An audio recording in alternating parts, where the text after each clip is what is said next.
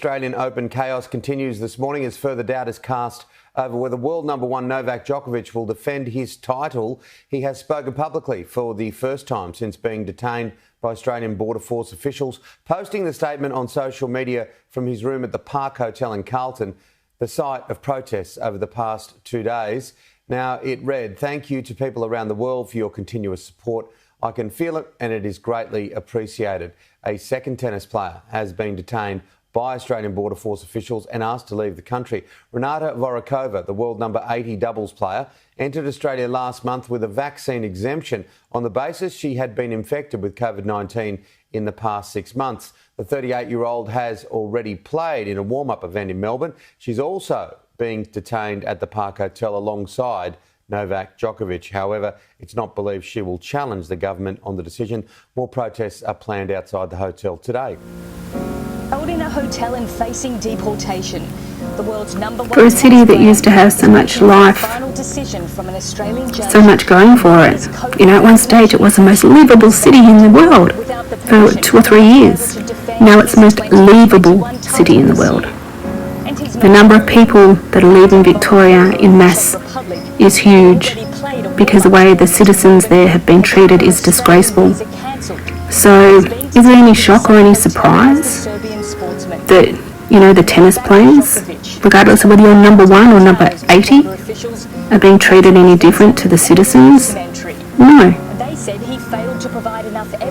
It's just an absolute disgrace. And was it not long ago, our Prime Minister was saying, we need to open up the borders. We need to get Australia back to being a country again. We need to, you know, let some of the international visitors back in. We need to let the international students, because they make big money off them, you know, we need to, you know, start accepting the fact that we're going to have to live with the virus.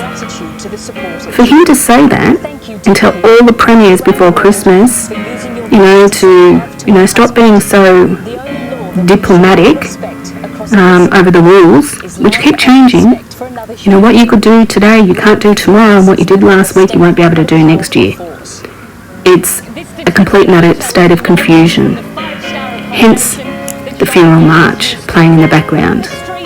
Because common sense is dead. Logic is dead. Compassion is dead. Camaraderie is dead. Society in Australia is dead. That photo tells it all. Shameful, shameful, shameful. But I'm not going to say anything more. I wasn't even meant to be doing this video. I said I wasn't going to do any more on the Novak. But I can't help it.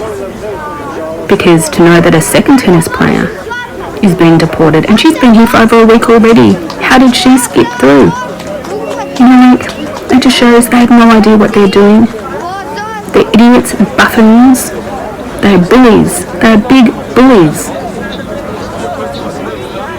Now this is Belgrade. These are all the residents there that have gone out to support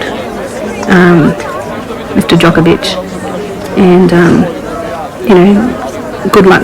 Not good luck to them, but good on them. I was going to say good luck to him, good on them.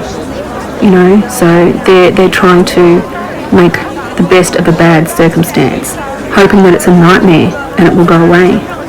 But sadly, Australia is too ingrained, trained, whatever you want to call it. We're too pathetic to stand up for ourselves. And this guy here, he reminds me of John Travolta from Pulp Fiction. I know it's just, you know, his hat that makes it look like hair, but he doesn't look like John Travolta. And he's got 2 masks on, look at that. He's out in the open air and he's got 2 freaking masks on. He's got a lovely suit. I bet you he's a politician. And if he is, I hope he's there to assess the mood of the local constituents, and that he might be able to implement some change to make life better for them. But no one else is wearing masks, just him. Oh, okay.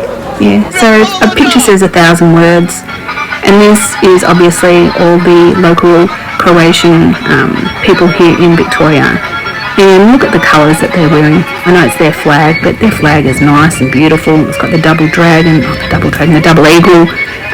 Yeah, they have a bit of history. We have nothing. Australia is really a land built on nothing. That's where, in the past 5 years, maybe a little bit longer, they've started, introducing a bit more of the culture of the Indigenous people, the First Nation people, the Aborigines. They're given so many names. So once again, calling it by so many names is a disrespectful thing to do. So you don't put everything together. Everything is everything is predictive programming and mind manipulation. And I'm surprised they haven't come to arrest that lovely lady, because she's got a dangerous weapon in her hand. She's got a tennis racket. She might belt somebody with it. Oh, watch out, watch out, watch out. And here she comes. Yep. I'm lucky they didn't pepper spray her, because she's got a weapon, a mass weapon on her hands. Look at that policeman walking away. He feels threatened. Yeah, that's him. Let's laugh at him. But anyway, take care. You just got it from the island, boys. I say shout out to infos.com. And I say don't worry about what anybody gotta tell you. Red pill, that's just who we are. We've been snapping for way too long. It makes me sick what I do for this